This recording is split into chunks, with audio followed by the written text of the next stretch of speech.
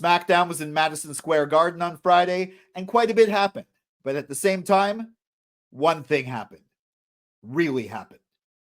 These are my assorted thoughts on the June 28th, 2024 WWE Smackdown. Welcome to Silo Voice Wrestling on YouTube and the Silo Voice Wrestling podcast, wherever you get your podcasts. I'm Jason C. McLean. Make sure you like, share, subscribe, and of course ring that bell for notifications for all my wrestling hot takes, cold takes, simmering takes, reviews of WWE PLEs, prediction videos, wrestling opinion pieces, and of course assorted thoughts on Raw and now SmackDown. Now, I'm recording this on July 1st, 2024, late afternoon, so I haven't watched Raw yet tonight. It's a holiday here in Canada, Canada Day, yay. This was an eventful episode, but of course, the one thing everyone's talking about is the Bloodline turning on Paul Heyman and Paul Heyman not acknowledging Solo Sikoa as his tribal chief. But how did we get there? The Bloodline tried to make an entrance, but they got jumped right away. Solo Sikoa, Tama Tonga, and Tonga Loa arrived at Madison Square Garden, were greeted by Paul Heyman, didn't answer where Jacob Fatu was. They wanted to do their acknowledgement ceremony right off the bat, but right away got jumped by Cody Rhodes, Randy Orton, and Kevin Owens. This led to a big brawl, and of course, KO got to do some aerial work. And then the three top babyfaces got to take out the security. General Manager Nick Aldis brought in. And after a brief in-ring promo, the NYPD showed up and escorted them out. And by that, I mean the quote-unquote NYPD escorted them out. I always remember when they tried to have the Montreal police in an episode of SmackDown, and they almost got the logo right on the card. It's New York indie wrestlers from the local scene. It's always good to see them get work. Anyways, though, this was not only a really hot start to the show with a really hot crowd, a fun start, it was also brilliant plotting.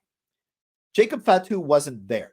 So when the babyfaces got their win back a little bit, got to take out the heels in revenge for last week, they didn't instantly take out the one guy that they wanted to keep deadly. Because if he was there and they just beat him, that would have destroyed the mystique they're building around him.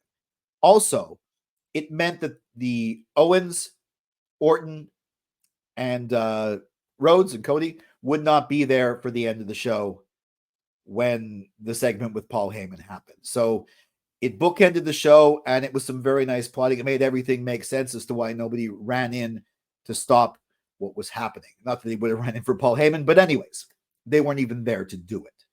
Now, we get to the end of the show. We get Solo Sikoa telling Paul Heyman that he was listening to his wise man. And that's why he decided Jacob Fatu was not going to be there. And now let's come out for the acknowledgement ceremony. So Heyman starts with the mic. "My name is Paul Heyman." The audience chants. Solo takes the mic instantly and reveals he's a liar. He brings out the man he calls his enforcer, none other than the Samoan werewolf, Jacob Fatu, who has a really great and intense entrance. After the commercial break, Solo asks Madison Square Garden to acknowledge him. The look on Heyman's face, the reaction of the crowd to that simple line, and even my reaction proves that Roman got "acknowledge me" so over and so associated with him that it was an absolute shock to hear Solo say it. Even though I kind of figured that's where he was going after he said Madison Square Garden, it was still shocking to hear him say it. They're really going for it. Bloodline Civil War is on. There was just one more chip to fall. So Solo asks Tama Tonga, Tonga Loa, Jacob Fatu all to acknowledge him, and they did. Then he turns to Paul, asks for his acknowledgement. They bring out the Ula Fala, Roman Reigns necklace. He asks Paul to put it on. Paul pauses, looks up at the sky as though to ask for some sort of help or support or inspiration. He knows what he's going to say, and he knows what the result's going to be. He says, "Solo, I love you, and I acknowledge that you are not my tribal chief." And Madison Square Garden explodes. It's one of the biggest pops I've heard in a while. One of the biggest babyface pops, hero pops. And it was for Paul Heyman. Wow. This is impressive storytelling. Solo almost instantly gives him the Samoan spike. The rest of the Bloodline beat him down.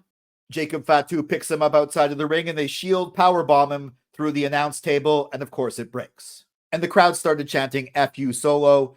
to the point where Fox not only blocked out the audio, but also cut out the video, went to a black screen a bit. I mean, WWE can't wait to get off Fox, I think. SmackDown will be on USA in the States, and Raw will be on Netflix, and everything will be on Netflix everywhere else, and they won't have to censor like this, but it's beside the point.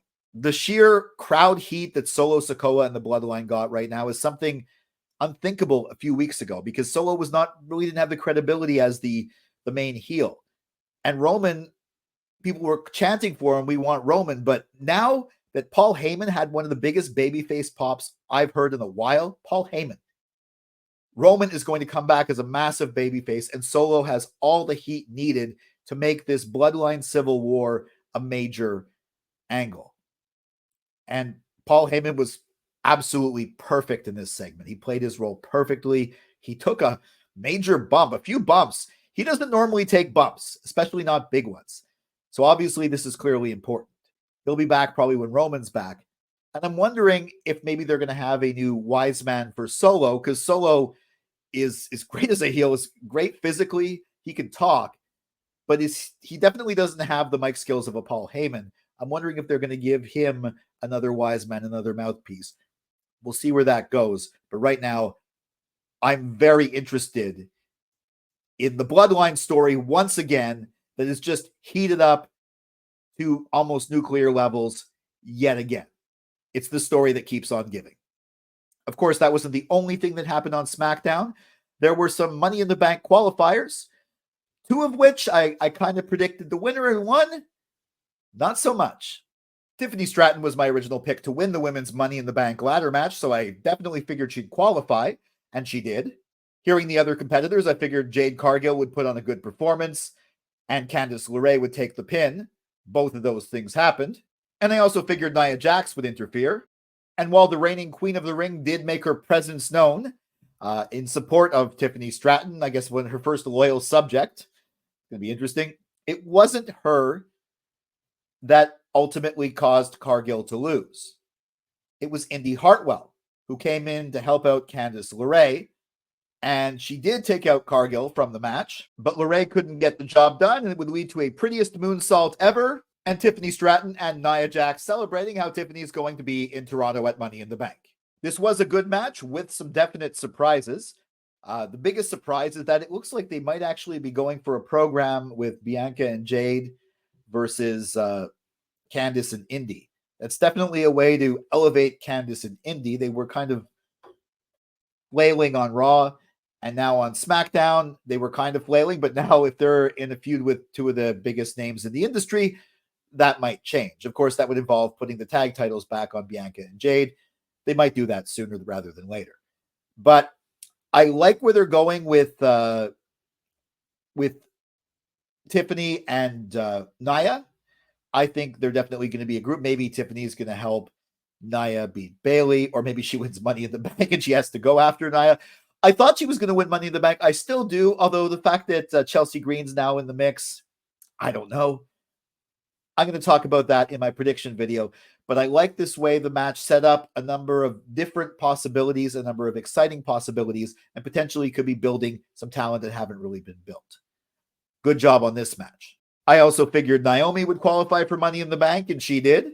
It was a good match, a lot of nice spots, very athletic spots, and they didn't bury Blair Davenport on her first main roster encounter, because Jade Cargill came out for some revenge, took out Indy Hartwell, allowing Naomi to get the victory over her. I won't talk about Naomi's victory or what that could mean here, because I'm going to save that for my Money in the Bank prediction video. But I will say that she looked impressive in this match, and I like the fact that she's going to be in the ladder match in Toronto. And again, they continue to build the unexpected feud between Jade and probably Bianca versus Candice and Indy. And Blair Davenport looked decent in her first match as well, too. So, well played. On the other hand, I thought Logan Paul would qualify for Money in the Bank, and he didn't. Or I thought at least it would be my second pick, Santos Escobar, and he didn't. The match was exciting, a lot of double pin attempts, false finishes. At one point, Logan tried to get his hands on the brass knuckles.